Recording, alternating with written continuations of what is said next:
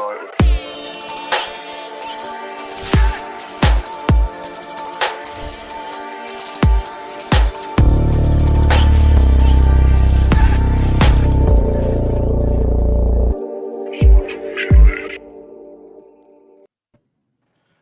Hello, people. It's your boy Osman back again with another Rather Fan podcast. It's been a while since I've done a show. In fact, it has actually been a week since we've done a show. Of course, Manchester United have not featured in about 2 weeks. It feels like an eternity. But nevertheless, this week we are back with a lot of content, including tomorrow.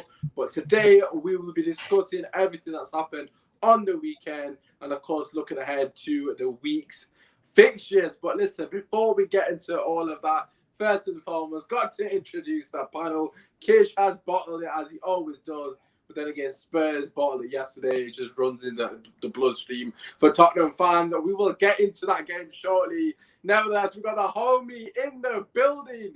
No longer in the top four. Lawless, how are you doing, my guy? Yeah, not too bad. Not too bad. One of them things, you know, it's peaks and valleys. You know what I mean? We'll be back. So... Yes.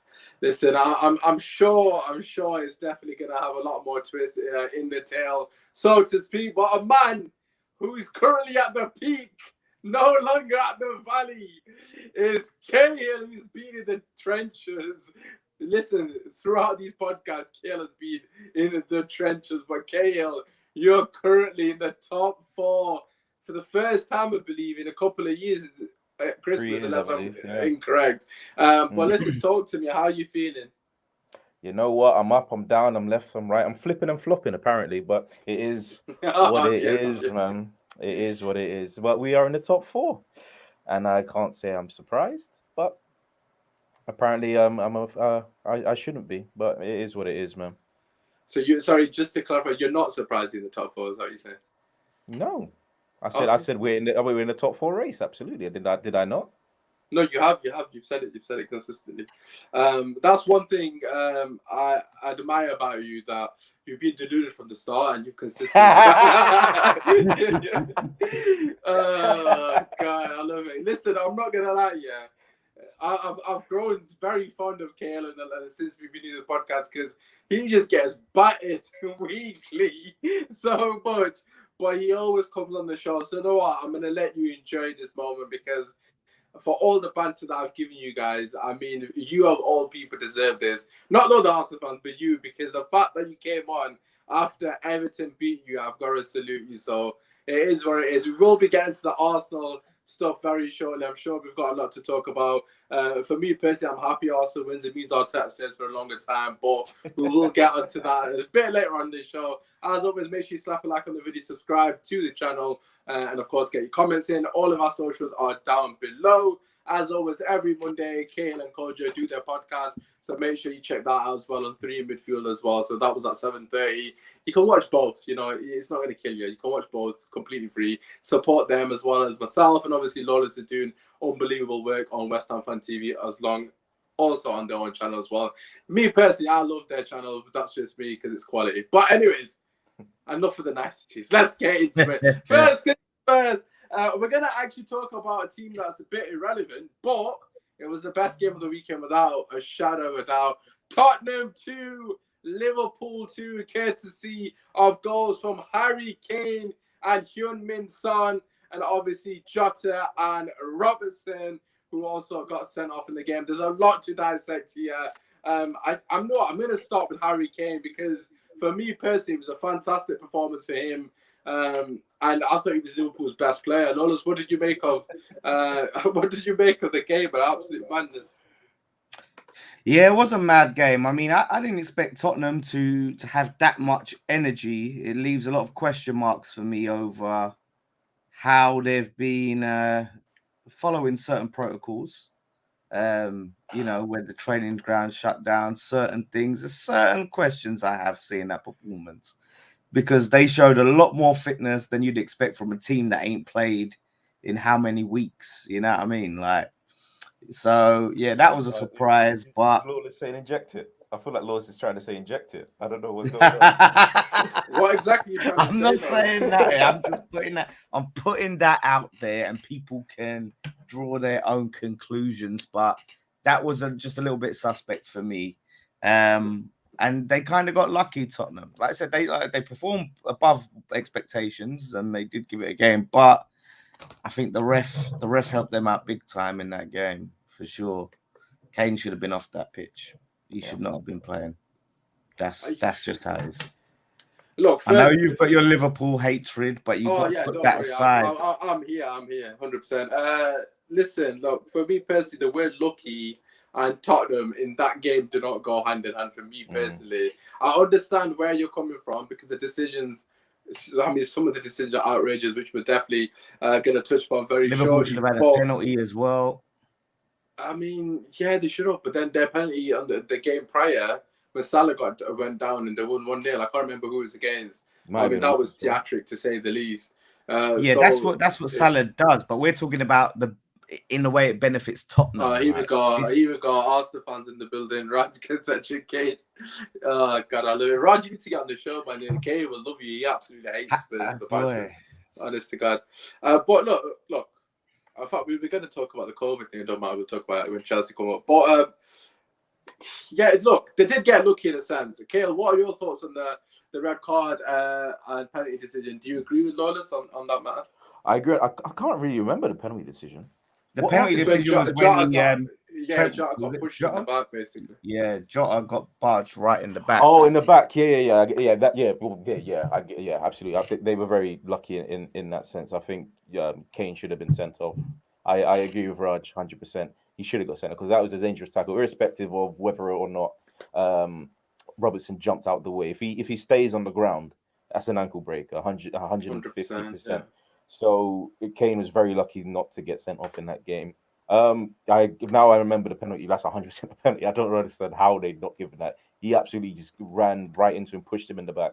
Yeah, and no intentions to play the ball at all. None whatsoever. So you have to be given a penalty for that. But VAR, man, I don't know what's going on. I'm not going to blame VAR. I'm not actually blaming VAR at all. No, because you can't blame VAR because it's the refs, man. How look. No. Sorry. I watched the Newcastle game as well. I'm sure we're going to get onto that a bit later on. But honest to God, the week prior as well, when Man United got a penalty, everybody got a penalty that week as well. Yeah. Man United penalty, for me personally, I thought that was fairly soft. Obviously, Ronaldo got pulled down. It probably is a penalty. That was probably the most penalty out of the ones that got given that weekend, right? And I personally think that was a 50-50 in terms of being soft. The other ones were even worse. Like there was the Maddison one against Newcastle, completely dived and got a penalty. Obviously, there was a couple of ones. I mentioned that one. Chelsea ones. I mean, it's been a shambles. The referees have been absolutely embarrassing the past 2 weeks. I mean, surely, Kale, you got to look at the refs, or is it just a case of like VAR's not doing his job? Yeah, no. So when I say VAR, I mean the refs behind it. I have nothing. The technology is completely fine. It's there to, and it does what it says on the tin. It gives the referees an option, a fourth, a fifth, a third, whatever you want to call it. So many angles, so many options to look at, so they can make the correct decision. But the referees in this country just constantly make the wrong decisions week in, week out. On the podcast a week ago, Darren, the third member of Free Midfield, said maybe it has something to do with the referees being just tired. They just overtaxed. They got if they, similar to the players, are refereeing games week in, week out, and they just not getting arrested. Maybe there needs to be a bit of rotation from championship level referees going upwards, and maybe some of the referees from Premier League going downwards. But man, when they're Kale, do you think there's a bit of bias? Because look, you guys know me, right? I'm the king of defending Pogba, and we all know that. But Pogba got sent off against Liverpool, right? For me personally, it was a 50-50 challenge. It was an old school challenge, the Pogba one. He got the ball, got the man. I can understand why it was a red card, right? And at the time, I accepted because we're getting battered anyway, so what difference did it make, really? But for me personally, right, and I know a lot of people on social media have been saying this as well, so I'm just throwing this out to you. Is Kane getting away with it because of his reputation as an England captain? You know, let's call it a spade a spade. There's been other incidents very similar to the Kane one. And those players have been shown no remorse whatsoever. Straight red cards. the Pogba one, the referee didn't hesitate. Is there some like? Basically, I'm trying to say there's racism in it. I'm not even gonna lie. I'm not even gonna sugarcoat it. But for me personally, you've got to look at it. Not necessarily racism, but it's definitely favoritism towards the English players. Because how does Kane get away with that? Like, you could quite clearly see, and you guys know how much I don't like Liverpool. And the fact that I'm saying this is everything. Just about add myself there, but I thought it was cool. Kojo. But there's no way the referee can look at that on VAR and tell me that's not a red card. Like, surely there's some bias in there. Surely there's got to be. See, that's the thing about this whole argument about bias, and I do agree that there is bias towards certain players, and certain teams as well. But if you look at the Xhaka challenge against the Leeds, that's very similar to Kane's, and I think Xhaka should have been sent off as well. And Xhaka, as a player, historically gets the wrong end of the stick. I'm surprised he didn't get sent off when it comes to refereeing decisions, and rightly so, because some of the tackles he makes are absolutely horrendous. But he should have been sent off for that one against Leeds. Kane should have been sent off for this one against Leeds. It just comes down to the fact that the referees aren't doing their job properly. And I don't know whether if it is tiredness, being worn down. But it's simple. If we can make the decision, watching it with one angle on a TV screen, why I don't understand why they can't make it when they have no pressure whatsoever. They're as far away from the game as humanly possible. It's the referee on the field and the linesman on the field that's going to get the abuse if you get it wrong. So you have every option and you have every opportunity to get it right, because there's no reason why you shouldn't. So I just don't understand. They need to back up their ideas, because once the World Cup comes around, I would not be surprised if there's no English representation. Oh yeah, there won't be. Lawless, I'm going to ask you, because obviously I feel like this question leads on perfectly to yourself, because I know how much your game against Arsenal, that speaks for itself really with that decision. I'm sure we'll get into that as well shortly. But do you think, firstly, there's a player bias, i.e. Harry Kane, model professional, etc., and secondly, do you think the bigger teams get favoured sort of leniency, so to speak, from the referees? Yeah, I think it's been that way for years. I think the refs bottle it against certain teams, for sure. Like for some of the bigger teams, that I think they bottle a lot of decisions and lean that way. And yeah, I think someone like Kane. Remember they always used to say about certain players, in it, like, oh, he's not that kind of player, whatever. It's the image of Kane that they have of Kane as this golden boy. So I think there's this sort of bias in their mind of, oh, Kane's not that sort of player. So they would come down on sort of giving him the benefit of the doubt, and he gets the benefit of the doubt a lot. All of them times where he does that shady, duck down when a player's going for a header stuff, all that dodgy stuff he's got away with for years. The diving he's gotten away with for years. He definitely gets the sort of benefit from the refs, I think, for sure. He's one of them who does. Yeah, no, I completely agree. I mean, Arsenal fans notoriously say, if that was Xhaka, he would have got sent off. I know Xhaka got away with the other day, but it is true. I do believe that referees go into a game and almost tarnish someone. For example, Xhaka is probably the best example, with their reputation, saying, "Oh, it's Xhaka, I'm sending him off." I know he got away with one recently, but notoriously he doesn't get the rub of the green like Kane did. But reputation comes into it. But let's talk about obviously this company. Obviously, the referee doesn't get sent to the screen enough when in doubt. I mean, this game I had so many mad decisions. Obviously, Mohamed Salah halfway through the game thought he was NBA. He started playing basketball on the pitch. Fair play to him. Of course, Robertson does get sent off, and he did actually own it and said it was a red card. I personally thought it was a red card. But I kind of want to just focus on Liverpool very briefly, and then we'll give Spurs their due credit or whatever you guys want to give them. Is it surprising how poor Liverpool are defensively without Van Dijk? Because I know Fabinho is missing as well, and I know he's a huge factor before Liverpool fans get on my neck. But for me personally, I don't think it's getting spoken about enough. It's absolutely embarrassing how poorly Liverpool have defended since Van Dijk's left. I know it's only been 2 games. Newcastle, 3-1, whatever, they even conceded against them. And against Spurs, it was one ball over top. I don't know if you guys remember when Spurs played Southampton last season. I think they hit him for 5 or something. And they just kept playing a ball. Literally, Kane kept playing a ball over top to Son. And he was just running into space because they were playing a high line. I mean, it was just a carbon copy of that. And for me, a team of Liverpool stature, to only miss one... Okay, Fabinho's missing as well. But to miss one player in Van Dijk and to be that poor when you've still got Kante and Matip there, Trent, the best right back in the world, is still there. Robertson, the best left back in the world, is still there. And they couldn't defend to save their lives. They were chasing shadows against Dele Alli.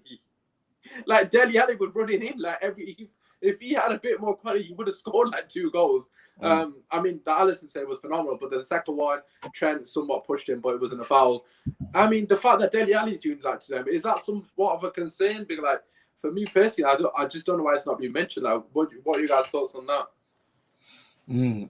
I agree. I was thinking that myself, I was thinking, like, they're just, you know what I mean? Like, in terms of, centre backs, they're just missing the Van Dijk. And after what happened last time, they missed Van Dijk. And they tried to say, oh, we're missing this player, that player, we had all these injuries that season when they missed Van Dijk. Well, look now, they don't have the level of injuries they had when that season, and they're looking just as shaky, like they're that reliant on this one player. And, it makes me laugh because, they can miss Van Dijk and they fall to pieces, and it's like, oh, well, we're missing Van Dijk, but like if we miss our entire back 4, right, that's not an excuse for why we're losing games. Like, Lawless is doing awesome, man. He's bringing it back to his own club. I love it. I'm planting seeds. I'm planting seeds for later, so you can remember that. But it's not a good sign for Liverpool at all. A club who, one of the top 2 clubs in the country, top 3, whatever, however things have moved around, they should be having that level of depth where, okay, you can lose a Van Dijk and not fall apart that much, like still grind out wins. Like they should have won this game easily. This is Spurs' first game in weeks. Like that everybody, they can talk about, oh, it's a good point away at Tottenham. No, that's a shambles. That's not a good point away for Tottenham. I've heard a lot of Liverpool fans, say that's a good point. I mean, if you look at the game, potentially it was, but for me, it's 2 points drop. I mean, the title quite clearly says, I can't even remember off the top of my head, something about Arsenal being back and Liverpool and Chelsea tears. So for me, if you're a Liverpool fan and you're putting a performance like that against a Spurs team that haven't played in God knows how long, some of these men are recovering from COVID. They made Ndombele look like he's been doing laps in the park. He actually looked half decent. Got an assist as well. Man must have done a lot of laps in that tenure. But Kale, before we move on, I just want to get your thoughts on Spurs, right? Because me personally, I was massively surprised. I know Lawless alluded to it right at the start, but I was massively surprised the way Spurs approached the game with the energy, front foot throughout the entirety of the first half. Really could have been out of sight. I don't think anyone would disagree that Spurs should have scored 6 and 7. Only Harry Kane could actually be the villain and score in the same game. It's unbelievable. But what did you make of Spurs? Is that something to worry about for the rest of us? I mean, obviously, sat here technically all in the similar scenario in terms of top 4. Is that only a real aspiration this season? Is Spurs now put down somewhat of a marker to say we're competing as well, or do you think it's just a one-off? You never know. You have to wait and see, man. But let's not make any just not mince words. They were fantastic up until they got to the final third into the opposition box. That's when they started to show their weaknesses. Son was very inconsistent. I think out of the front 3, Son had a very poor game. His finishing was all over the park. He was making good runs. He was beating Trent, but a lot of players can beat Trent on the dribble. But when he came into the box and he's finishing when it needed to be there, he was missing. I think the cross that Kane delivered to Son wasn't great, but you still should be getting that on target. You should be troubling Alisson.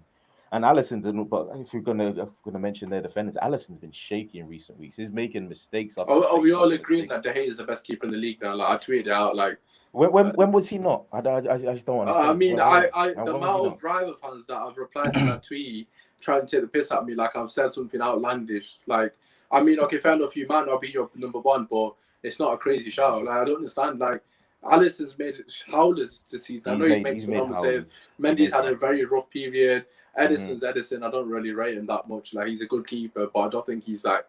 I don't think he's amazing. Face many chances, do they? That's the problem with City. Yeah, he doesn't have to make that many saves. Like, Edison doesn't make that many saves in a game. Like, I'm just trying to think who else is there. Like, okay, you're gonna say Ramsdale, obviously. Lloris is shit, so it is what it is. Look, for me personally, De Gea is best, but yeah, regarding Spurs, like the only thing that worries me is the fact that they got Kante. If it was a different manager, I won't be as worried because any team can have a good performance, although it's against the Liverpool team, which makes it more impressive. But it's like almost like a one-off. It potentially could have been a one-off, but because it's Kante, I'm expecting them to be a bit more consistent. But Spurs are Spurs, man. They'll bottle it, eventually, man. I mean, it's the team that lost to what's that team? Mura, yeah. So you never know. It could be a one-off. It could be a sign of things to come. You just never know because Spurs are Spurs. It's that simple. It's what they're doing here. Tottenham get battered everywhere they go. Everywhere they go.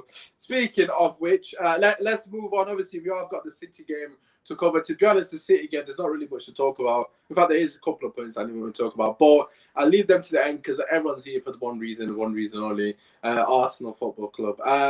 Obviously, keep getting your comments in. Obviously, get your thoughts in. Of course, Lawless. Arsenal did beat you lot. Kale will come to you in a second. Okay. Yeah, Kale will come to you very shortly. We've got quite a lot of Arsenal fans in the chat, actually, to be fair.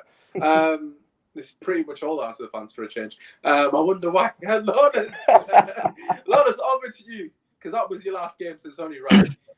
What are your thoughts? You've had time to relax, really? It's been a while since you played that game. What are your thoughts regarding the performance, etc.?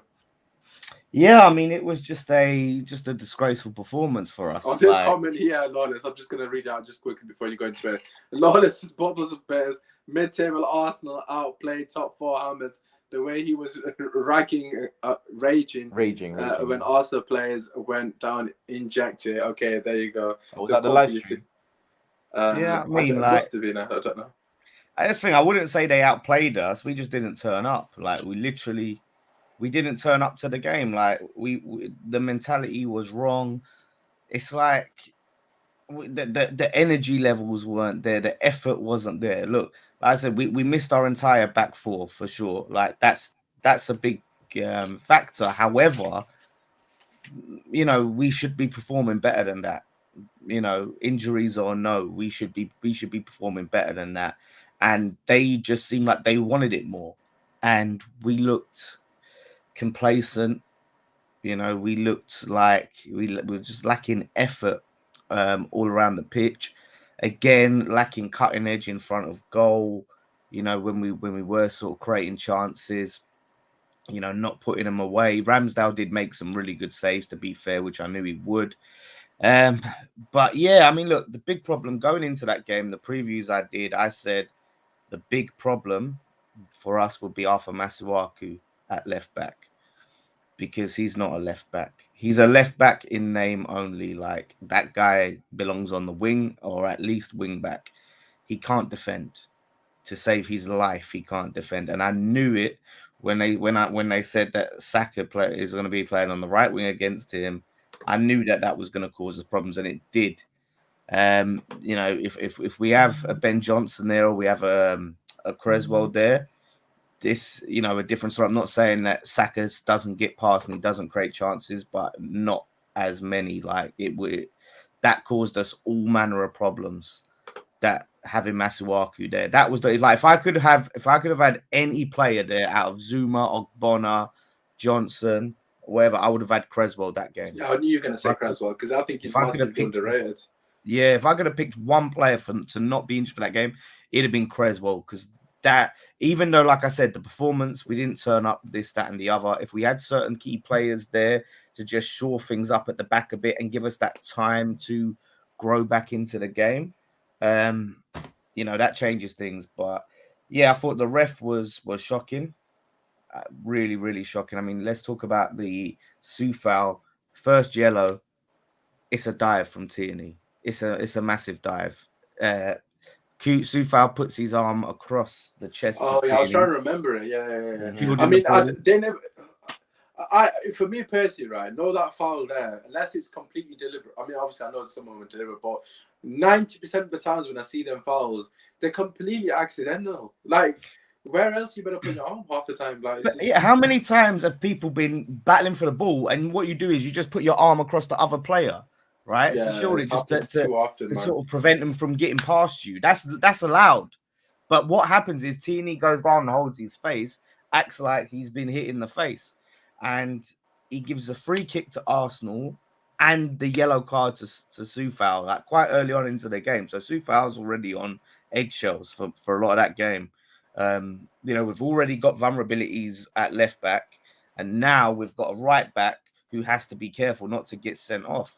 Then later on, he gets that yellow card when it's the second yellow and the penalties given. When you look at some of the other penalties that weren't given over the weekend, that one's up there with the Newcastle one, which we're going to touch upon shortly. Like, shocking. Like, he gets to the ball first. Like, if you look at it, so he gets the ball first. His foot slides up and over the ball as Lacazette gets there second, trips over, penalties given, and it's this thing like, okay, look, it's not a penalty, but if you give the penalty, why are you also giving the yellow card? That's not a yellow card challenge. If you're telling me that's a foul. I do disagree with that, because in his head, if he gives that a penalty, he's deeming that as a foul, so he has to book him. Because there's no way. Not all it's fouls. It's not a foul. I don't think it was a foul at all. I think it was an absolute embarrassment. But I'm saying, if in his head, if he deems it as a foul, he has to book him. And this is why double jeopardy is bullshit. Because they say, the second yellow though, wasn't it straight? Yeah, but it's bullshit, red, isn't it? Yeah, but that's stupid, because it leads to a red. So it's the same implications as if it was a straight red. Yeah, but look, obviously that is a huge talking about the game, but I want to come back to the previous, 70 minutes prior to that, and I want to hear Cahil's perspective, because I know we've spoken about this on the chat a lot. For me personally, I don't think that was a defining moment of the game, although it may seem like that because you've gone down to 10 men. I personally thought also, but I understand where you're coming from. I completely agree with what you're saying. 25 minutes. 20 minutes with 11 players, you still got a chance to get back in the game. I do agree with that. But if you look at the context of the game, Arsenal should have been out of sight for me personally by a country man. They weren't. So, of course, I get what you're saying. But I just think it was a fair result, regardless of... I mean, the referee played a part to an extent. But, Cahil, what do you think? Do you think that even had an impact on the final outcome of the game? None whatsoever. I think we absolutely battered them for the total 90 minutes. The only time they had a chance was when we gave them chances. I think it was Tierney. But then you can say we gave you all your chances. But you didn't, because we played the ball through your lines, and Martinelli scored a nice, very nice, tidy finish. So I don't. So we literally passed the ball towards you. I didn't interrupt you, Lawless. So maybe cool. Maybe. Cool. Do your thing, innit? I'm here. I'm ready to. I'll let you speak. Crush your argument at the end. Go on. Sorry. At the end. Okay. Cool. Yeah. So when we scored the goal, which was a fantastic goal, which was fantastic play from Arsenal, that was it. That was the game done and dusted from there. I think we were very much in control. But once like I said before, I was rudely interrupted. We gave you their chances. There was a fantastic save from Ramsdale when Jarrod Bowen got on, and I think from that back pass, I think it was Xhaka that made the back pass, and he obviously tipped it wide. That was a fantastic save from Ramsdale. And then we got the penalty, which some might say it wasn't a penalty. It wasn't a penalty. I think it wasn't a penalty. I think it was a rough challenge. It was probably, as I can understand why the referee kind of gave it. He probably would have given it outside the box. But for it to be given as a penalty, I think it was a bit too harsh. But then again, we didn't score it. Fabianski managed to make a strong-handed save at it, and it is what it is. And then obviously they go down to 10 men, and the game's pretty much done and dusted from there. Even if they stayed with 11 men, I don't think they had the chance to get back in the game. You can always say, we have a chance to get back in the game. But I could say that Arsenal had a chance to get back into the Chelsea game because we had 11 men on the pitch. But it just wasn't the case, because they absolutely outplayed us, and we absolutely outplayed you for 90 minutes. And Emil Smith-Rowe scored a fantastic goal on the counter. And you can't deny that. Yes, Matthew Walker had a shocking game, but sometimes that happens.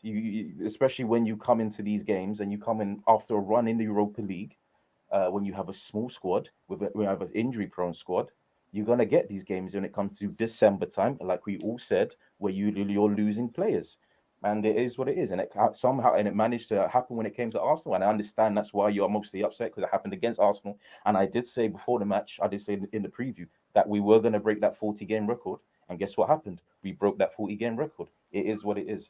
End Anthony of Taylor broke story. the 40-game record. Let's be real. Who? The ref. Yeah, there we go. Yeah, ref. It wasn't Emil Smith Rose goal at all, was it? I'll talk about that goal in a sec. No, I'm finished now. You can talk about it all you want. Oh, okay. Yeah, let's talk about the goal because Arsenal youngsters were running riot. Let's be real. Saka, I think Archie said earlier in the chat, they had 3-man marking Saka at one point, and he was still violated. Like, he was unbelievable that game. Like, what did you make of that? I know you said Masiaku isn't a good defender and whatever. That is fair enough. But literally, no one could contain Saka. They had 3 on him or 2 on him for the majority of the game, and he was still destroying you. Like surely, Lawless, you've got to look at the bigger picture. Like, we spoke about the fixture congestion. I know you got injuries, of course. Look at Liverpool, for example. Like, we've just spoken about how Liverpool are struggling without one player. You've literally got your whole back 4 injured, as we know. But do you think it's a case of the fixtures as well? Because you did look leggy in that game. Because energy-wise, Arsenal looked well up for it compared to you lot. Yeah, it is tough because obviously we haven't been able to rotate as much as we would if we had a bigger squad. So yeah, these games, we've been going hard in the Carabao, been going hard in the Europa League, we went hard in the league, and yeah, like once you get to these times, it can catch up. And we usually struggle in December. December is not a good month for us historically, but this is the thing, and I have to say this, right? Lawless, yeah. By the way, my name is literally at the bottom. It's 1-0 big man, but it is what it is. No, right. Okay. This talk about the red doesn't change the outcome of the game. It's nonsense. We can't say that. Like I'm not saying that. Look, if we would have got a draw, if we would have got a win, we would have nicked it. Let's be real. I'm not saying that Arsenal did not deserve their result. Let's put that out there. But to say that just because that they played better, us having 11 men wouldn't have changed things, that's ridiculous. Because, Usman, your team under Sir Alex Ferguson made a career of being the worst team and winning games. The amount of times have played crap, absolute crap for 85 minutes. Comparing David Moyes to Alex Ferguson. Alex Ferguson. He was his successor. Let's be real. You're lucky Kojo's not here because he would have right. But no, but I'm saying like that's just the example because they were the most prominent at doing that. Right? It's happened. Teams can be completely crap for most of the game. Something happens where the other team loses concentration. They make a sub. It changes things. Benrahma was getting ready to come on at that time. He was there, like ready, standing at the sideline, waiting to come on. Then we go down to 10 men, and the game plan goes out the window. Benrahma comes on later now because we're still trying to chase the game. And we actually, when we went down to 10 men, we actually started to grow into the game, funnily enough. Like, we actually was in the ascendancy. When they scored their second, we was in the ascendancy there. We was actually starting to pick up and had most of the possession. It's like creating most of the chances. Arsenal sort of did what they do. What Arteta does is score that one goal and sort of chill and sit back a bit. And then, against the run of play, and Benrahma's getting a lot of blame for that goal. But I have to give it to Rice because he plays that pass a little bit too heavy to Benrahma when he's already got 2-3 players around him. Like he's 2 players. So Benrahma's got the ball now. He's got 2 players closing down on him. And he's supposed to try and get out of that. He loses the ball. He tries to win it back. And all of a sudden, bang, they're on their counter. Most of our players are in and around their box. And Smith Rowe's like, in a one-on-one situation. So that killed it. Like, we had the chance, even at 10 men, to try and nick something from the game. But if we have 11 men, you never know what Benrahma could have done. I'm not saying it's for sure we would have come back. But I'm saying that kills your chances now, because you've got one less player on the pitch now, and it changes your tactics. It changes what Moyes wants to do then tactically with his substitutions now. And that's a big problem. I thought young Ashby, when he did come on at right back, I thought he looked really good. I wish I'm we had him at surprised left he back. didn't come on early. I'm not going to lie, because like I think he came on wing back if I'm not mistaken, and which eventually pushed Antonio back into strike. I don't want to dwell on this game too much because I do want to focus on Arsenal, because obviously they played 2 games, so I want to talk about them slapping Leeds, who are going to get relegated. But when he brought on the right wing back, sorry, is it Ashley, isn't it? When he brought him on, Ashby, yeah. I thought he made an instant impact, because Antonio went up front. I don't know if you remember, the ball got played from the left side. I don't know if it was Masiaku who passed it. Literally a dig over the top, and Antonio was almost in within 30 seconds. And he was tussling with the ball, and he had the beating off the centre back. I think it was Ben White on that occasion. But for me, okay, I do hear your point, but for me, it comes down to David Moyes. I think he completely bottled the game tactically, the setup. The way he went to play against Arsenal, I think it was very negative. I know you guys do play counter-attack a lot against the better team, so to speak, in the league, but I just thought it was too negative, and I thought his substitutions were bizarre. I know Antonio wasn't having much joy up front, but to put him on the right wing for Bowen, for me, didn't make much sense either. I just felt like he was just changing things for the sake of changing stuff. So I think from an outsider looking in, I think the game was lost on Moyes, because of Moyes, basically. I thought he got it all wrong, but it happens. You know, that's football. It's going to happen. You're going to have bad days at office. It just so happened to be against Arsenal, who, for me, were absolutely brilliant. And I thought that was Arsenal's best win of the season. I banter Arsenal a lot, but I got to give credit where it's due. But it was our worst performance of the season, same way. Potentially. I don't watch all your games, so I can't comment on that. Well, but I do. Yeah, fair enough. But from an Arsenal perspective, you know, I bantered them a lot, and I've said consistently, who have they won? I made excuses for the teams they're beating, so I got to hold my hands up and say, you know what, I was impressed with that win. I can't knock it. You know, I love Arsenal's youngsters, my Smith Rowe, Saka, Martinelli. I love them. I absolutely love them guys. You know, I wish them successful careers in that, because you can tell they genuinely want to play football, and that's what you want to see as a football fan. Even me, as someone who's a rival of Arsenal, I genuinely love to see it, because people like that, they deserve success, man. Like you can see, it means a lot to them to be on the pitch. Players like Aubameyang, on the other hand, I mean, since he's left the team, Cahil, I was going to call you like that for a second for some reason. Since he's left the team, Cahil, It's the hairline, isn't it? No, I wish he was playing against us. That's what I was thinking. Like, I wish he was on that pitch. But listen, since Aubameyang has left the team, you guys look like a proper team now. Like let's call it. Let's be real. Obviously, Leeds are shit, so I'm not to discredit your performance because it was brilliant. But you look way better, Cahil. You just think it's the case of the players on the pitch are fighting for. Don't want to say fighting for the badge, but players like Martinelli, who for me, right, Arteta has got away with murder with Martinelli. By the way, it's not getting mentioned. Me and you have spoken about this a lot of times over the podcast, because we've been doing this for like a year and a half now together. And me and Kayla have been saying, why is Martinelli not playing for ages, like so long?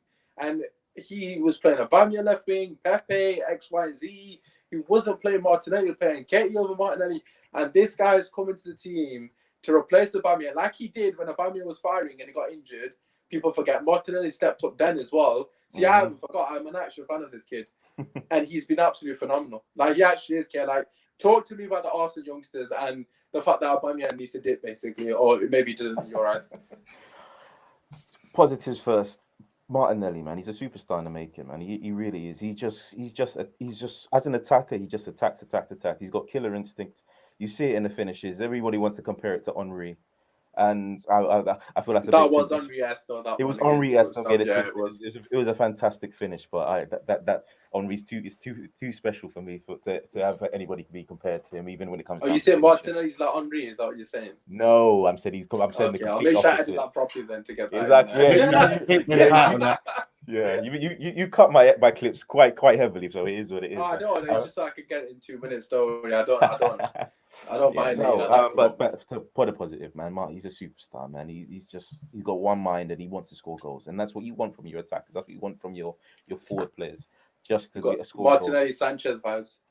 Hold on, just hold on. Just let him breathe. Let him breathe. Let him just naturally evolve. Just let it naturally come. He's a natural goal scorer, man. Like I said, he just wants to attack, and you need that. You desperately need that. You can't just have people shimmying on the wings, slowing down the pace. You just need someone that wants to get in behind, make the runs for the players like Lacazette, for the players like Odegaard, to find them. And when they find them, once they're one-on-one in the box, slot it home. And he slotted home nicely against West Ham. He slotted it home nicely against Leeds as well. That first finish was absolutely that gave me Welbeck vibes out of that chip. Oh, the chip! I forgot. I wasn't going to mention the chip. The chip's fantastic. The chip was audacious. It was audacious, fantastic. And the first goal where he absolutely just levered it into the top bins, man. That was fantastic as well, man. I hope this one continues. I hope Arteta's funny. And there's a reason why I say Arteta's funny, because you all know that he could have the amazing run, and then out of nowhere he's just dropped him.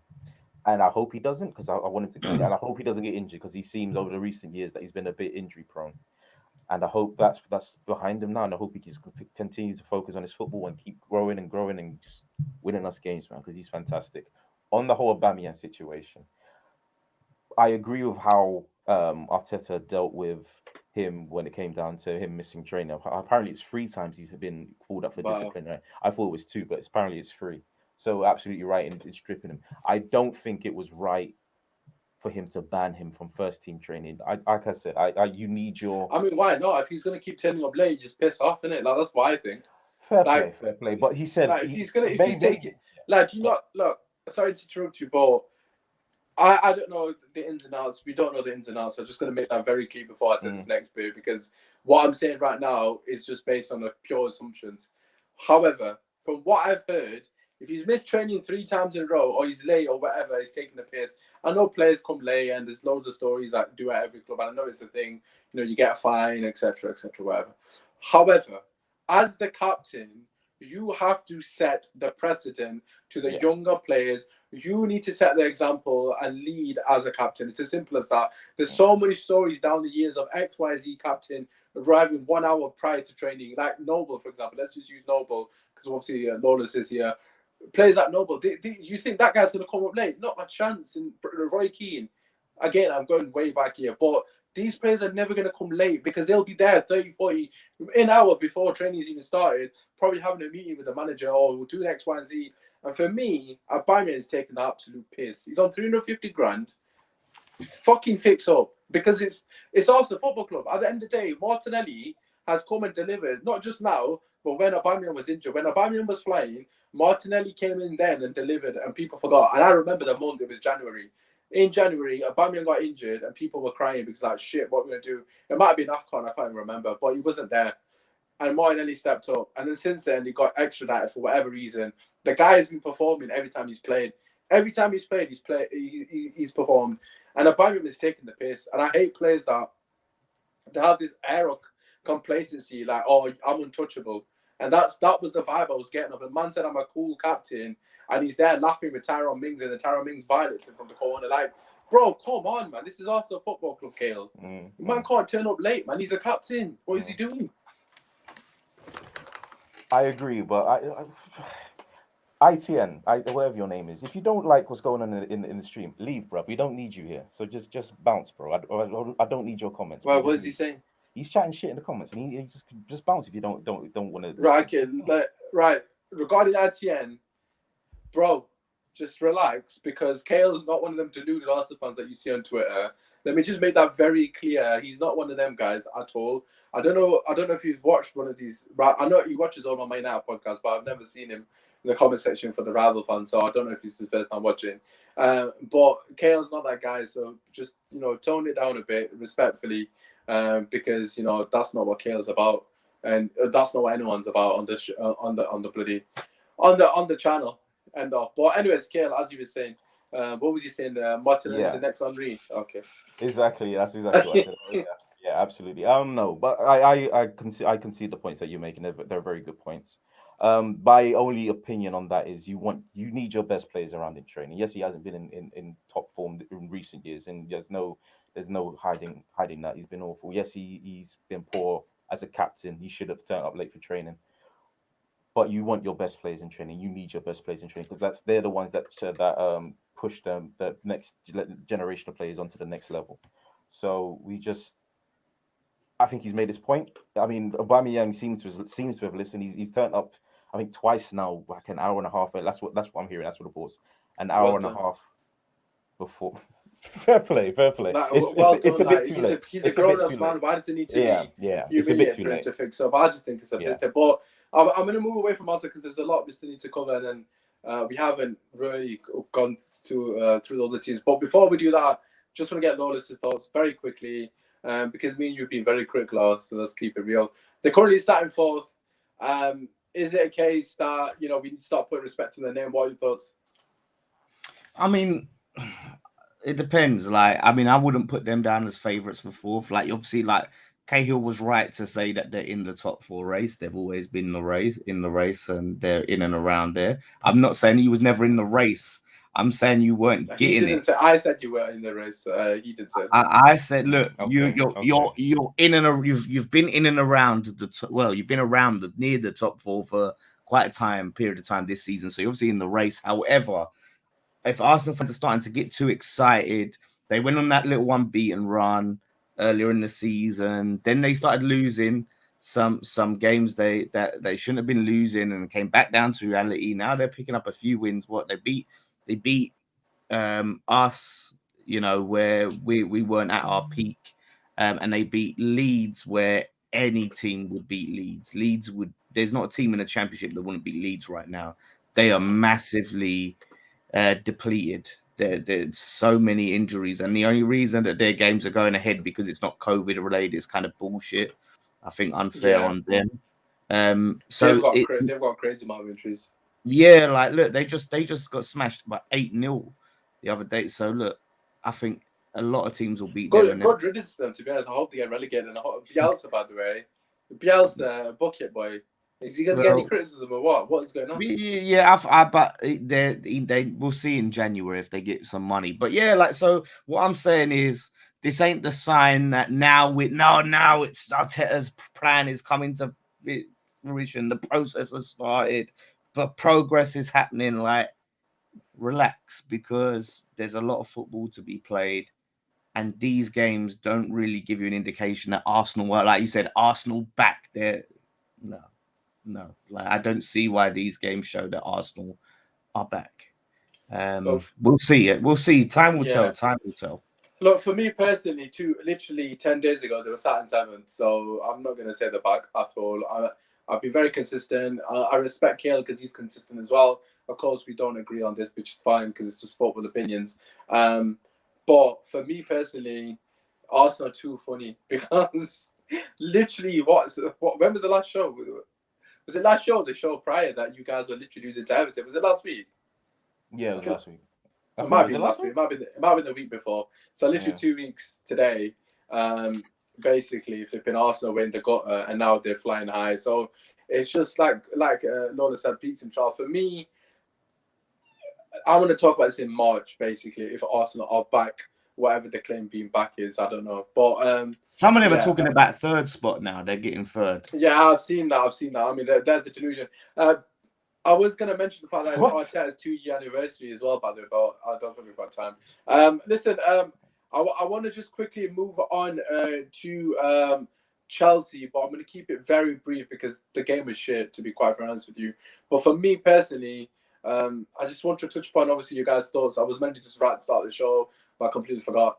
Your guys' thoughts regarding Chelsea having to play that game. The other games got called off.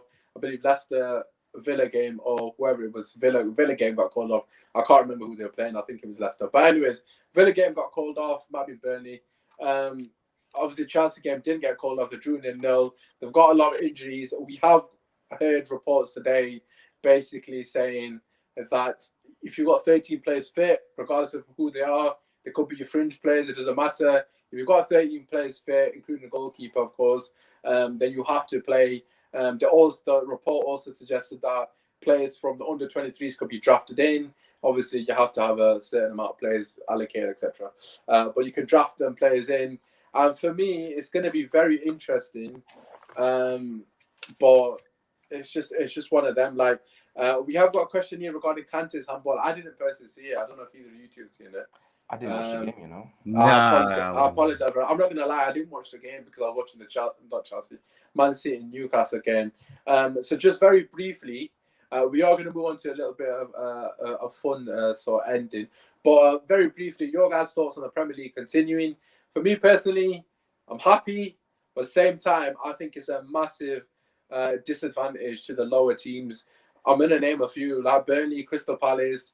I suppose West Ham are the lower team, but your squad is very thin. Norwich, Brighton, any team like that, Newcastle United. I think them teams are getting shafted with it continuing personally because, you know, let's just say, again, I don't want to name players, but let's just say Newcastle's main players are out due to COVID. They've got Man United next, and they're missing the two main players. Again, I don't want to name anyone, just God forbid if anyone get it. Then it's just not fair. Like, because they haven't got the capabilities of drafting in players with even the remotely same. The drop off from the first team to the bench is too drastic. Let me use Man United, my own team. God forbid, but let's say, I think Ronaldo has got it actually, so I can probably say his name. But let's say Ronaldo's got it. Man United, again, I know he's not on form, but we can still put Martial in there. Like, do you know what I mean? I'm not saying he's like anywhere near Ronaldo. Yeah, I get what you're saying. We've got a replacement in it who's actually able to come in and do a job. Let's say if Maguire's got it, we've got Varane, Bailly, Lindelof options. Like, let's say if Shaw's got it, we've got Tellez, etc., etc. The point being is the bigger teams are going to benefit a lot. Do you think it's a matter of, it doesn't matter, let's just play football, Lawless? I'll come to you first, because obviously I know your team might be more affected than mine and Cahil's because we've got more players in the squad. What are your thoughts on the Premier League continue?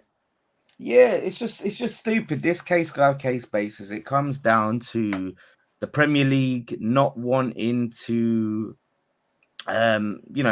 lose the TV games. They want to try and keep the TV channels as happy as possible by having some games on there. You know, that's what they're worried about. But the problem is now you're doing this on a case by case basis. It's just unfair. Like, you're not getting any form of standardization across the leagues. It's like this game's called off, but this game has to go ahead. Like, and then the knock-on effects it's having. Some teams might get an extra rest that other teams might not get, or you might get the knock-on effects later on when these extra games have to play. And now at a key moment of the season, you're having to cram in games. Like, rather than just having it the same for everyone across the board, if they say, look, we're going to shut down for this couple of weeks, and we'll add on them couple of weeks in May, June time, you know. That's the problem for me, but I think it's going to cause all sorts of problems. I think there'll be a lot of complaints come end of season if some teams going down, some teams missing out in Europe. It's just a mess. Yeah, I mean, this comment from Raj here is the different perspective to what you're kind of alluding to. I personally just want to see the football games. That if that means some of the kids are playing, so be it. We might find some hidden gems, and I do understand that perspective. But you kind of, for me, brought up a very good point. Again, I'm just using Man United as an example because I actually know what our fixtures look like, so I don't think it's just me being biased or whatever. But for example, we've got like a game every 2 to 3 days as it currently stands. And I know everyone else is the same, of course. However, we're also in Europe later on in the season against Atletico Madrid, whatever, how long that would last. But we're also in Europe. So if we miss a couple of games here, our fixture congestion later is going to be an absolute monstrosity. However, Arsenal in particular and Man City are the two teams really that haven't missed a game, if I'm not mistaken. I feel like Liverpool might have as well. But I know Arsenal and Man City definitely haven't. So them teams are going to later benefit when teams like Man United and Spurs in particular, because we're the teams, the particular games in hand, have to somehow find a way to play these fixtures. Because Arsenal then going to have a 7-day, they normally have a 7-day break anyway this season. But if we are competing for the top four, us, you and Spurs, Arsenal have automatically got an advantage because they're getting an extended rest. And I think, although I understand why the games are still going ahead, and I hear the point that Roger's making in the chat, I do think it's somewhat moving the goalposts to potentially benefit other teams.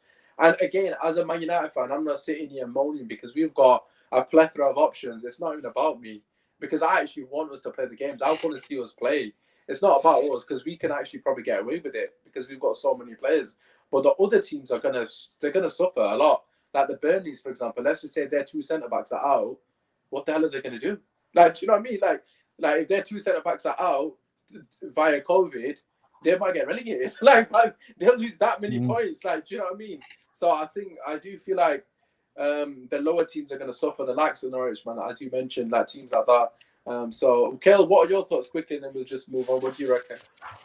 I think they should always take, irrespective of money, they should always take players' health into account. We don't know the effects that COVID is going to have on a lot of these players. It could come down to it being mild symptoms, and they'll get back to normal. But they could also get the effects of long COVID in the long run, and that can absolutely ruin players. I mean, is it Joshua Kimmich who isn't going to play the rest of the season because of the effects that really? like the effects of long COVID has had on young his player body, as well, young, like, exactly. Very fit player in terms of plays DM and fullback, so he's gonna have an unbelievable stamina as well. And you have to also take into account the vaccination numbers in the Premier League. I think it's like 63 to 68% compared to other leagues like Germany, where it's like 98% player vaccination rates. So just putting a lot of players at risk unnecessary just to make money, and it's unnecessarily cruel. It's gratuitous as well, man. They just need to take a good long look at themselves and realize that these players are humans, regardless of how much money they make, and they need to make sure that they're fit and healthy. Yeah, no, I think because it's the Christmas period as well, they should have just given them 2 weeks off, man. Like, maybe. I know that sounds a bit mad. It's Christmas. Just let them spend time with the family, for the love of God. Like, it's like they're going to come back in good spirits. The mental will be good. I know these things don't even come into question when it comes to this conversation, because this is not something they think about. But I just think it would have been a nice touch, and it would have killed 2 birds with 1 stone. But there is a positive before we move on. The potential might not be any fans, which means West Ham will pick up form again. So that's a positive for you, Lawless, isn't it? Of course. We could win the league. Oh God, absolute quality. That old chestnut. West Ham can't play for the fans. Listen, keep the agendas coming. But we're going to finish on a bit of fun, and then we're going to just get our score predictions for our teams that are playing. If you are still in the chat, please do slap a like on the video, subscribe to the channel. We do this every single Monday, and of course, in terms of my United content, I do that every single day as well. I did take a week off because, to be honest with you, I just needed a break. It's been a long year for everyone. I'm pretty sure everyone would agree with that. But we are back with pretty much daily uploads, give or take. But anyways, what I want to touch upon, hopefully it all comes up. So I'm just going to share my screen. I don't think it's going to work now. My laptop's just decided to crash. Okay, so what I was going to do was share my screen. So basically, I'm sure you guys have seen it with the players, the top players, basically, the top players list. Mohamed Salah is first, I believe. Declan Rice is second, and Bruno Fernandes is third. These are voted by the fans. So while I'm getting it up, hopefully it's sorted out shortly. Whilst I'm getting it up, what are your thoughts on the initial top 3? Is there any thoughts, Kale? We'll come to you first. Any thoughts? Salah first. I don't think anyone's going to disagree with that one. Salah first, Declan Rice second, and third was Bruno Fernandes. Have you got any thoughts regarding that matter? Like, do you agree, disagree? What do you reckon? Have you got any thoughts on number 3, Usman? I'd like to hear your thoughts personally. You want to flip it back on me? I want to flip it back on you, bro, because honestly, Bernardo Silva's been heavily disrespected here. I don't agree. I don't think Bernardo Silva gets in that list. No chance. I'm not even taking the piss here. It's for the whole season. It's 2021, isn't it? The list. So what is? It's not this season. I get you. I get it now. It's the whole calendar year from what I'm aware of. I get it. Okay. I was thinking. Yeah. I got it wrong. Someone else is agreeing with you actually in the chat. This is Bernardo Silva number 3 as well. I don't think that. Lawless, let's come to you. What are your thoughts? Bernardo Silva or Bruno Fernandes in third? Like you said, it comes into account for the year. Bernardo Silva. I mean, he's not even made the top 10 or at all. Is he even on the list? He's in the 20. He's not in the top 20 now. He's not even in the top 20. So boy, that says a lot. You've got to remember he was going to get sold in summer though. He was going to get sold, but you also have to take into account what he's been doing recently, and he's pretty much been up there with. I think he's been. Yeah, but has he done enough recently to rectify what he did pretty like. For I know, I Masters. get Do you get what what you I'm mean. saying? But when it comes down to top 3, I understand. But I still think from what he's done alone, I think he should be at least top 20, especially this half of the season. Okay, but let's talk about the elephant in the room, which is quite clear from my perspective, anyways. Declan Rice in second. But why is that an elephant in the room? Like that shouldn't be batting out because Declan Rice is above Mendy and Mason Mount. Champions League winners above Ruben Diaz, who's a Premier League winner. Above Jorginho, who won Player of the Year. Jorginho won the Euros. I know it's not just about winning trophies. N'Golo Kante. But he won the Euros. He won the Champions League. He's had a good season overall. In general, good year overall. But this is about performances, not achievements. Yeah. Declan Rice. So you're saying Declan Rice this calendar year, 2021, has been better than Jorginho? Is that what you're saying? Yeah, he's done it in a team without the spend around him of a Man City or of a Chelsea or anything. He hasn't. When you look at the value, the total value of our team versus the total value of a Man City, the total value of a Chelsea, of a Liverpool, a Man United, and Rice is able to put in these consistent performances. Yes, but Jorginho has been consistent for Italy and for Chelsea. That's clearly this is a Premier League thing because we're not taking. No, it's Premier League. It's nothing else. So hopefully you can see the list on the screen. I do apologize if it's a bit zoomed out. See if I can zoom in. Look at the gulf between Rice and Grealish. By the way, I knew that was coming. To be fair to Grealish, he was injured for half of the season. I'm just being fair. I'm being fair, Lawless. Am I not being fair? Wait. Declan Rice was injured last season. This year, 2021. Can we stay on that? Declan Rice. Like, why is Declan Rice second? I want you to explain to me. Like, let's go through the list. I'll do the top 10. Obviously, you can see the top 20. So we've got Mohamed Salah, of course. I don't think anyone's going to disagree with that. Declan Rice, Bruno Fernandes. I'm sure some people would disagree. That's fine. Phil Foden, Mendy, Mount, Diaz, De Bruyne, Jorginho, and Cancelo. For me personally, any of the Chelsea boys have to be above Declan Rice. And this isn't a knock on Declan Rice. I'm a massive fan of his. You know that one in Man United. I think it'd be a brilliant signing for us. This is no criticism of him. However, I just think Mason Mount has been very good this year, I think, personally. I thought Mendy, for me, has been absolutely phenomenal. I know of late he's kind of fallen off a cliff to an extent. You got to count that. It's 2021. It's when you got to count that. You do got to count that. But I think he brought the clean sheet record, if I'm not mistaken. And I know it's not about stats, but that's all you can really just goalkeepers. Oh no, it's a goalkeeper, isn't he? Yeah. Exactly. And also, who else is there? Oh yeah, Jorginho, man. Kante even. Like, Kante's 13th. Like, I don't know if Kante hasn't really, he's been injured. He hasn't really played too much this season. This half of the season, this season, but last season, if you're taking the first half of last season, the bottom half of last season. This comment from Raj as well, like, any of the how is there no Man City? Like, I've got a Man United playing there, right? Bruno Fernandes. Okay, fair enough. This season has not been good. Last season he was good, but there's no way you can tell me Bruno Fernandes gets in with Diaz. I feel like with Man City a lot of the time, the individuals don't stand out as much as in terms of the fact that they're just a very well drilled team. They're a very good team. And it's not like there's this one player that's, you know what I mean, just head and shoulders above the rest that's helping them win games or like KDB, like a few seasons ago, Raheem Sterling a few seasons ago as well. You can make that argument. What about Gundogan? He dropped off in a second half. But he's got 15 goals in the last 20 games that helped them win the league. Like, let's be real. Like, Gundogan was one of the major reasons they won it towards the back end of the season. The guy. Gundogan, man, he was on fire. He was. Did he do it? Would he do it at West Ham? Long. Plus the Yaya Toure numbers. Remember that? Come on. Remember what Kish said? Gundogan's the Yaya Toure. Yaya Toure. Yes, Kish said Gundogan's Yaya Toure. I love this. Look, Ronaldo's 14th. I mean, I don't think Ronaldo should. But I love how everyone's coming for Declan Rice. No one's coming for Fernandes. I've said that Fernandes shouldn't be third. You shouldn't be third. I've said it. Bruno should not be third. Ronaldo shouldn't be on the list. End of chart. I don't know why Ronaldo's on there. Marcus Rashford, to be fair, is actually a lot lower than he should be, personally. I love I know seeing that Antonio above Kane as well. By the way, I don't know why Antonio is above Kane either. You notice this? West Ham got 2 players in this top 20 but list. why is Antonio above Kane as well? Why is Antonio above him? How many players Arsenal got in this top 20?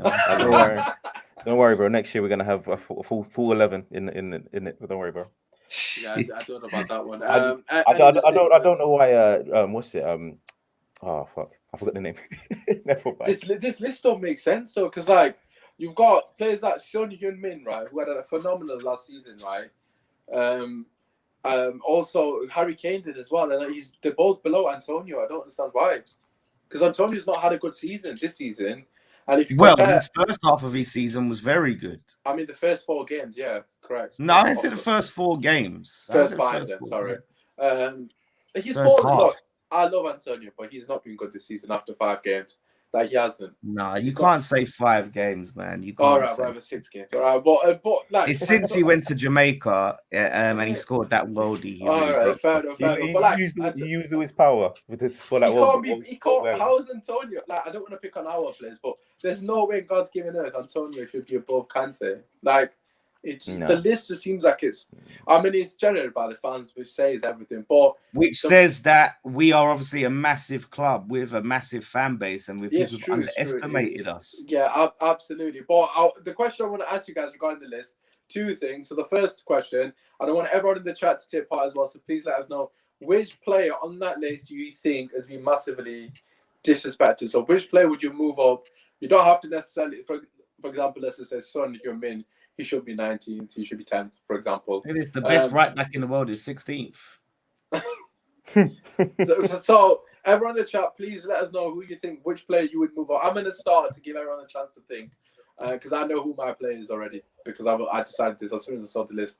For me, I think it's an absolute embarrassment that Youri Tielemans is 20th.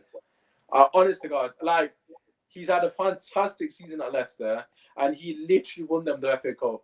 I mean, for teams like Leicester who don't win major trophies, I know they won the league a couple of years prior, but it's not a common thing for him. And the guy was absolutely phenomenal in the semi-final to knock my team at Man United. He battered us, like, fair play to him, man of the match, from what I remember anyways. And then he was the man of the match in the final against Chelsea. So for me, Tielemans has to be top 10. So obvious you was going to say that.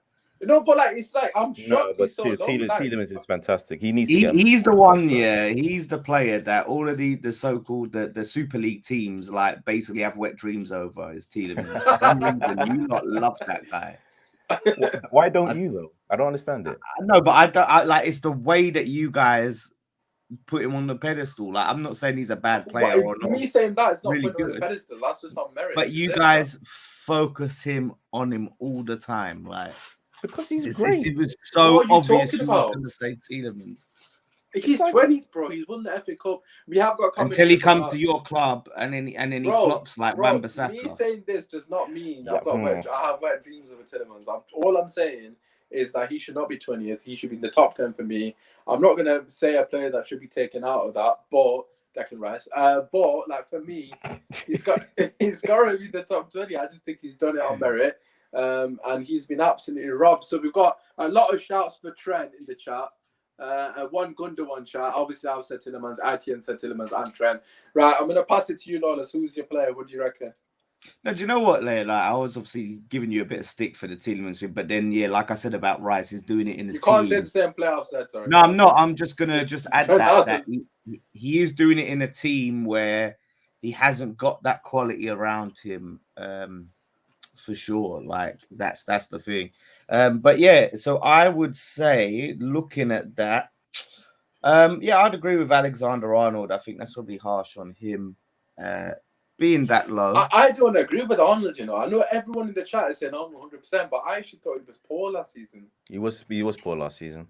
Yeah, but is he 16th in the table? Poor? I mean, look, this season has been brilliant, and I think that's what has got him on the list initially. But Ronaldo shouldn't be on there at all. So definitely, Ronaldo should. I don't know why Ronaldo's on there.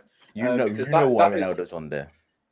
I don't know about it. It's a Handball, isn't it? Yeah. I'm surprised he's not first. Actually, now I think about it. But look, Trent for me, this season's been phenomenal. But last season he was shocking, man. Like absolutely shocking for large parts. So, but obviously, this is your choice. Everyone's agreeing with you as well. To be fair, like, so you're going for Trent as well. Like, pretty much everyone else in the shot. All right, fair enough. Yeah, I think he should be higher. Yeah. All right, fair enough. I personally don't agree, but then again, the whole list is an absolute shit show, so it's hard to really distinguish. How much higher? Where would you put him? I would probably put Trent. I'd say he's at least got to be like 12th or something, like, or at least in the top 10, maybe 10th. Did you say 12? Yeah, probably maybe 12th. Yeah. He's probably behind Antonio. He thought I didn't realize. Oh, Lawless, you fucking don't change, please. Fair play, bro. I knew you'd have to call that out. I knew it. I was trying to be casual about he's it, just man. I'm giving trying all to be. this about, he's a bit too low. And he's like, nah, he's not better than Antonio, though. Oh, shit, I love that. Absolutely love that. Cahil, over to you. I'm going to give you a special one because obviously there's no Arsenal player on there. This is a dig. I'm just going to ask. Basically, my question to you is, which player needs to move up? Which Arsenal player do you see on that list next season? Or you can only pick one. I think Diaz has been disrespected heavily, but it might come down to the fact that he's a centre back and he's obviously he doesn't going forward. He hasn't been like a goal scoring centre back or like a presence in the attacking box. But Diaz, man, he was so solid last year. I think he's second, to be honest with you. I think he had a very similar performances to what Van Dijk did the season before when Liverpool won the championship. He was absolutely brilliant, man. He was just a solid rock. I think he's captain now at City as well, which shows. I mean, at 21 as well. So he's still a young player. He's got lots of time to develop, lots of time to grow, and he's just a brilliant signing for Pep and for Manchester City. I think Diaz had an amazing season last year. I think he should be second at least. And if I do foresee a player from Arsenal, it's two. I could pick one now. I think Ramsdale gets. I think Ramsdale gets in there over my second choice. Is there only one keeper in there? It's just Mendy, right? It's Mendy. Yeah, it's only Mendy. Yeah. I think Ramsdale's been absolutely fantastic this season. I think he's been one of the best goalkeepers in the league this season. And to be honest, I did not expect it one bit. I didn't expect it one bit. So I'm very happy, and I'm very happy with his performances. He's been a save after save. I'm eccentric as well, so you love to see goalkeepers when they fly around. So yeah, he's been fantastic for us as well. Yeah, no, to be fair to Ramsey, he's proven wrong so far, but I'm not gonna. The Leno hype was massive as well. I mean, people told me Leno was better than De Gea, so I'm not even gonna get. I'm not catching. I'm not catching heat for that, bro. I'm not catching heat for that one. Yeah, no, you're not one of them. I'm just saying, with Arsenal players, I'm gonna just give it a bit of time because I remember when Leno was flying. And everyone was saying he's better than De Gea. Like, look at him now. Do you know what I'm saying? Chris Brown and all that. But, listen. Last question, and then we'll get the score predictions going. Keep getting your comments in. We have got Rod saying Ramsdale as well. Arsenal would be Smith Rowe. And obviously, everyone was saying Trent, 100%. Right, okay. So, the last question, which player do you think needs to get moved down? We can't pick the same player. This time, I will go last. Because I've got a feeling we might pick the same players. Lawless, I'll let you start. Which player are you moving down? Oh, wait. He can't say Grealish. Oh! Yes. Big offender, my guy. Thank you for coming through. Oh, shit. Yes. Well done, Cahil. Great catch, that. You should have let him just do it, to be fair. No, bro. I would have moved him off the list entirely. Yeah, I know. You moved him off and bought flipping as Cavani or some shit. But Lawless, I'd say probably Fernandes, just because his performances have seemed to dip in recent times. I mean, he did set really quite high standards last season, especially early on last season and before that. And he hasn't. I think his performances have dipped, so I'd probably drop him down a few places for sure. But where would you put Bruno on that list? I'll probably put Bruno 8th, maybe 8th. I think at the moment he probably deserves to be on there ahead of De Bruyne. So yeah, I'll probably put him around about there.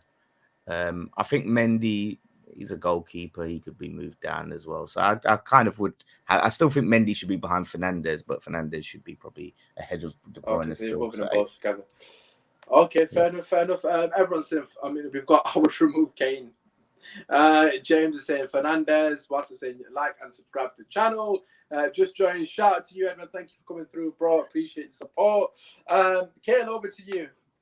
I'm going KDB. I think. Oh, that was mine. Yeah. Sorry, man. That's honestly that's the only thing that stood out to me because I think Kane. Honestly, I think Kane should be high because that season last season was phenomenal. You can't deny it. It's just the drop off has been drastic and his character has absolutely taken a nosedive.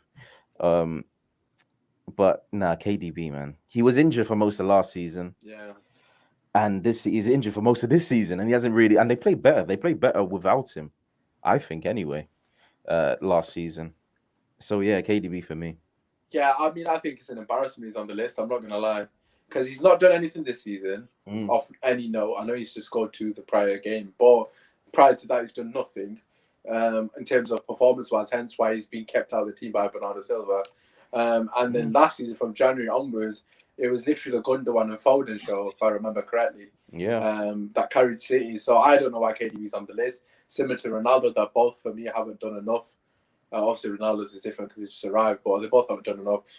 You've actually taken both the players I was going to say, but for me, the third obvious one has to be Declan Rice. There's no way. I knew you was going to say. I was going to say like what Kay was going to say. You can't say Rice. I was going to say KDB was, and it would have been KDB, Bruno, then Rice, in that order. But anyways, for me, Declan Rice again. No criticism. I just think he's a bit too high. I think top 5 is definitely fair. I think 5th is probably about right.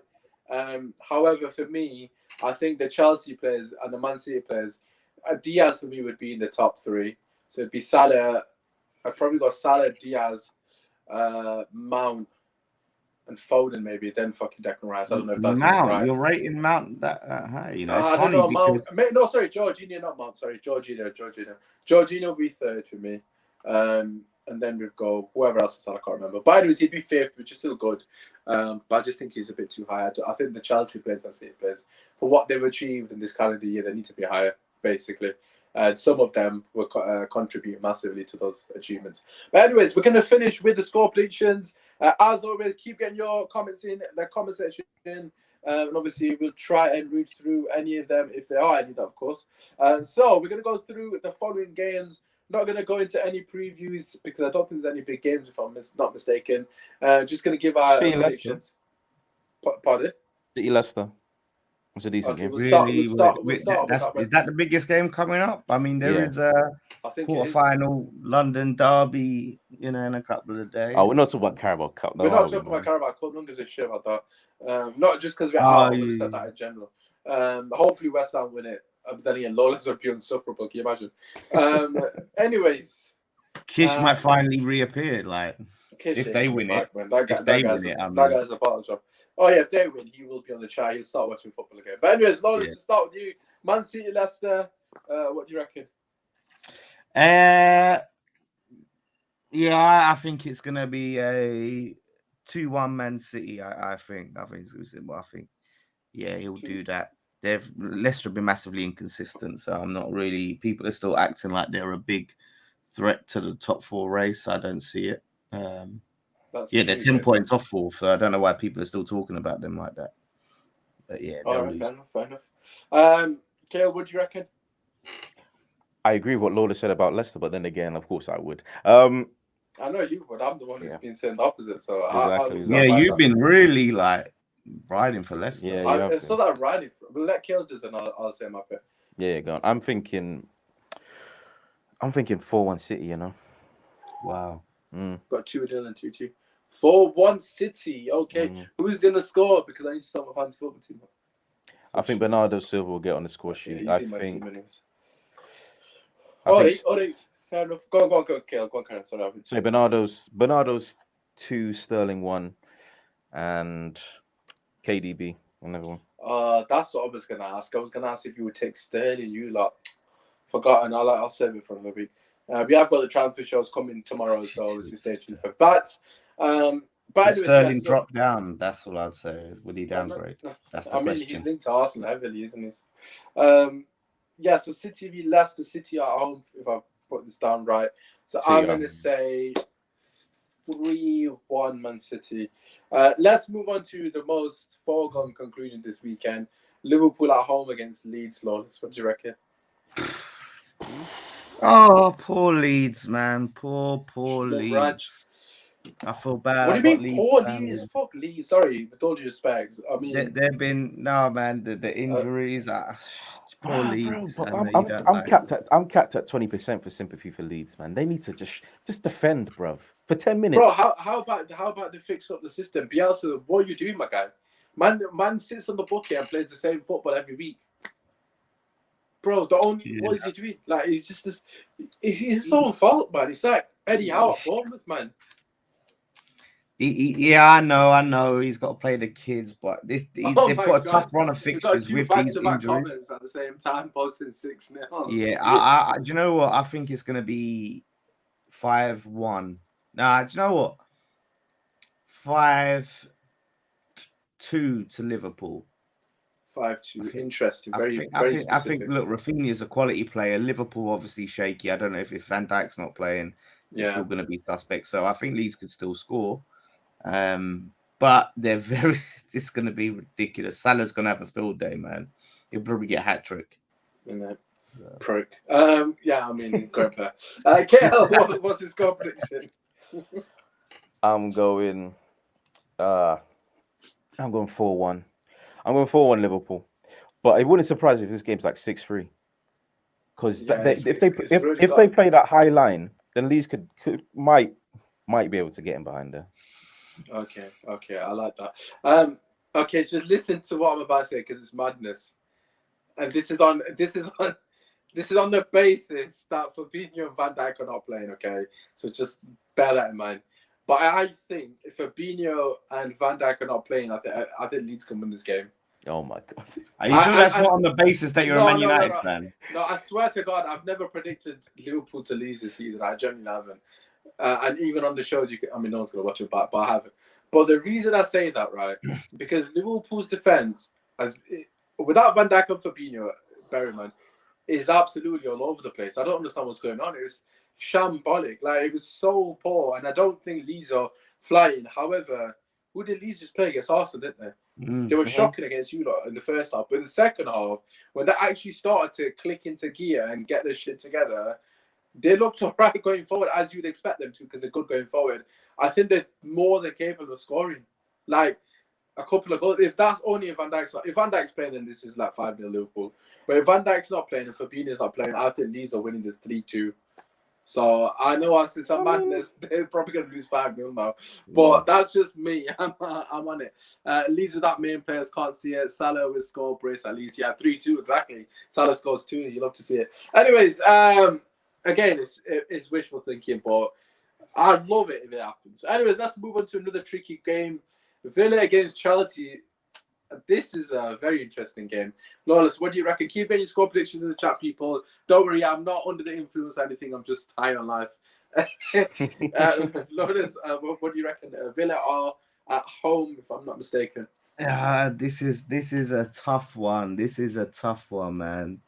I'm telling you, if Villa win this, Kojo is going to be coming out. I tell you, he comes blazing at us with that manager list. I wasn't in charge of that, so I don't give a shit.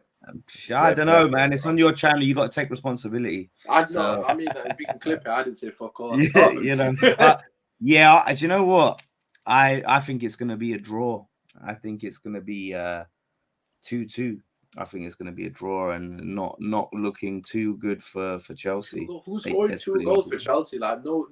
Like, there's a 2-1 in here, and again, it might be fucking 4-0. But Chelsea just haven't got any goals in their team at the moment, man. Like, unless it's a defender.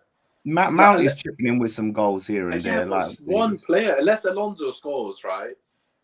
Which he hasn't done either. But like, it's just I believe their top scorers are the defenders, if I'm not mistaken. Like, it's an absolute I'll find madness. out for you. Hold on. Yeah, so Lawless is going 2-2. We've got a 2-1 in the chat. A little bit back into the swing of things. We'll see. You're hilarious. Okay, fair enough. Kiel, what's your score prediction, my guy? I'm going 2-1 Villa. You know. 2-1 Villa. Okay. Okay. I think Chelsea are very dangerous in terms of like slipping into that top 4 race. James is top scorer. I think so. Shut up. I think so. That can't be legit. £100 million Lukaku, you know. I'm just saying. Like, don't kill me. He has been injured, though. He has been injured. Oh, that old chestnut. I mean, he wasn't injured when he played the other 13 games that he didn't score in. But, you know, obviously... He didn't even score against us. That tells you something. But, yeah, so this is an interesting game because I don't want to see where Chelsea's goals are going to come from. But I am going to say 1-1. I'm going to agree with James on this. So we've got a 2-2, a 1-1, and a 2-1 Villa. Is that correct? So their top scorer is Mason Mount with 7, Jorginho with 6, Reece James with 5. Okay. I mean, Jorginho's obviously all pens in it. I think this is all competitions, though. I don't think it's just Premier League. Yeah, Premier League will be interesting. Ali just saying, please get rid of Rashford. Honestly, God, Ali, you crap me up. You literally pop out of the blue and you're always hating on Rashford. It's so funny. But it is what it is. Our fans don't like him. Anyways, not about Rashford. It's about other teams at the moment. I lost my trail of thought. Next game, let's go Southampton. Lawless, surely you're winning this one.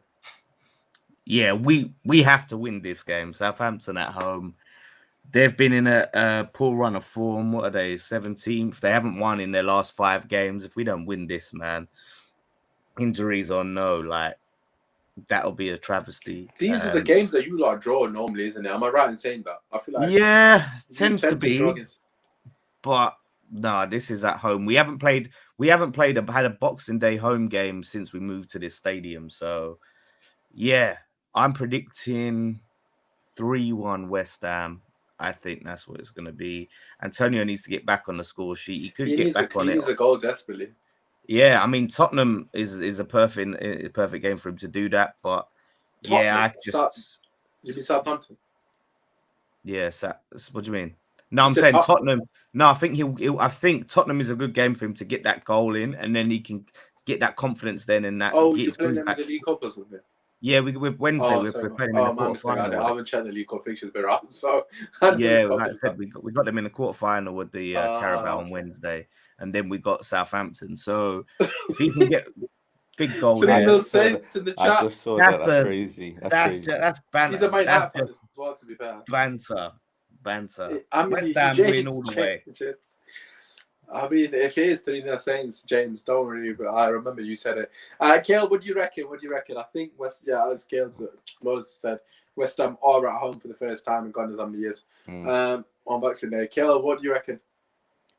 Theo Walcott's bagging a hat trick. That's what I'm reckoning. No, I'm joking. I think 2-0 West Ham. Comfortable victory. 2-0 West Ham. I'm gonna say people need to keep an eye on that Brozier, man. He's a fucking baller, gunman. Chelsea, man, where they got a factory or some shit. They must. Like, all their players on loan are just banging it like in the league. Like obviously everyone's gonna mention Gallagher, but like bare Chelsea academy players, like even Lamptey, like out at Brighton, he's doing well. I know he's been injured for a long time, but anyways, I'm gonna say 3-2 West Ham. I don't think it's as clear as you think, because Southampton are just a weird team to play against, and I hate playing them because they're too unpredictable. They're so hot and cold. They're like either unbelievably good and Ward-Prowse bags a free kick like they did the other day, or they're shocking. And they haven't really gotten in between. So I'm going to say 3-2 because I think Brozier is a good striker, as he's shown lately. But I think West Ham are just going to have enough quality to pip them to it. For me personally, in terms of fantasy football, this is an absolute banker. We've got 2 West Ham in the chat as well. So we've got 2 West Ham wins and a loss. Arsenal at home to Norwich, Kale. We're away. Oh, you're away. Sorry, my bad. Oh. That changes slightly. Does it? Let's be having you. I think we continue our form. We beat him 2-0. Light work. Lawless, what do you reckon? Because obviously our game against them got called off because they had a few cases and that. I don't know. Well, they're the team that spread it, if I'm not mistaken, to the Spurs and then to us. They've got some injuries as well. Their team. So I don't know what team that they'll be facing. If it's a full strength team, I think that they could get a draw out of this game. They're literally 20th, bro. Yeah, but come on. They played well against us, though. I know it doesn't say a lot, but they did actually play well against us. Listen, I weren't even like even I had some red just because I think like Dean Smith could. I'm not saying he's this world-class manager, but I think he'll make him a little bit harder to beat than they were before.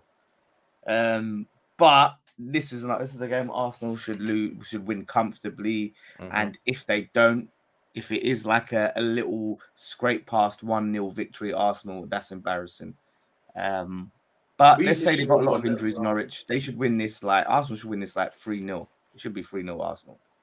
All right, fair enough. It's not, boy. That's embarrassing. I mean, we literally got the jammiest win against them, and we didn't deserve to beat them. So yeah, that was embarrassing. Yeah, it was embarrassing. I've never once not denied it. That's why I'm not mentioning us. I didn't mention us because in fact, we did speak about it on the previous podcast, but we were pathetic. And Norwich, for me personally, impressed me in that game. The only issue with them, I mean, it's quite evident what the issue is, but their quality in the final third is really poor. Like against us, they had 2 clear-cut chances. I remember specifically. They had an overload. They were literally the edge of our box, and all he had to do was just slip it in, like just the easy pass. And he's just made the wrong decision. Like it happened like 2-3 times where they had overloads and they're making their own choices. So for that reason, I don't actually think they'll score. I think they'll get chances, like I've just mentioned, but the decision making is gonna let them down. So I'm gonna say 2-0 Arsenal. I think Martinelli will score again, and I feel like Smith Rowe will score. Odegaard, I'm torn, but I'll say Smith Rowe because I love the kid. But anyways, last but not least, Manchester United and Newcastle at St James's Park. I don't know what it's called now, but that's what I'm going to call it. I'm going to start this game. I don't actually know which Man United players are available for the game. However, what I will say, this time next week, 10 o'clock straight after the game, join us live here at Real Fan Podcast. I don't know who's going to be available from the guys, but I will definitely be here. I'm reacting to the game, win, draw, or lose, similar to what Cahil did after the Everton game. So don't worry, I will 100% be here, and the guys will be here. So if we lose, just know this show is going to be lit, because I can imagine everyone's going to be available if we lose. So that'll be interesting. So make sure if you haven't, please do subscribe to the channel, because next week's show is going to be very good regardless of what happens. I don't know who's. I believe Ronaldo's got COVID. I heard Ronaldo, Sancho, Greenwood got COVID. That's what I heard. Maguire's got COVID. Van der Beek's got COVID. Who else had it? Luke Shaw's got COVID. So them. I think all of them are out. Obviously, Martial's injured. Cavani's injured. So that leaves us with Jesse Lingard, Rashford, and Ahmed Diallo, if I'm not wrong. That's what. Again, this is all those speculation. Dolma will be fit. So I'm just going to say 1-0 Man United because I don't know who's fit. Lawless, what do you reckon? Yeah, I think it'll be 2-1 Man United. Their defense. 1-0 United, Rod. Which one you bring? I think we know which one he wants. No, because he's an Arsenal fan, so he's exactly. There we go. That's why.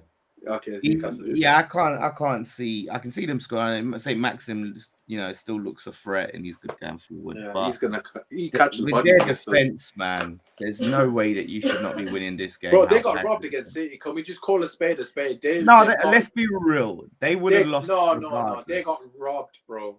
No, like they were the way better team in the first half, man. Even Pep said it himself.